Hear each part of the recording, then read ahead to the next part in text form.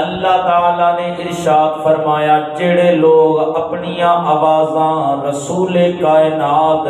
صلی اللہ علیہ وسلم دی بارگاہ دے وچ نیچیاں پست رکھ دے نے، حضور دی بارگاہ وچ اچا نہیں بول دے، مطلب کی ہے جڑے حضور دا ادب کر دے نے، اولئک الذین امتحن اللہ قلوبہم للتقوی، ایک او عظیم لوگ نے جنہ دے دلانو اللہ نے تقوی واسطے چن لیا ہے۔ اے آیت کریمہ دستی ہے اللہ ہر بندے نو تعظیم مصطفیٰ دی توفیق نہیں دیندا، اللہ ہر بندے نو مصطفیٰ دا ادب نصیب نہیں کردا۔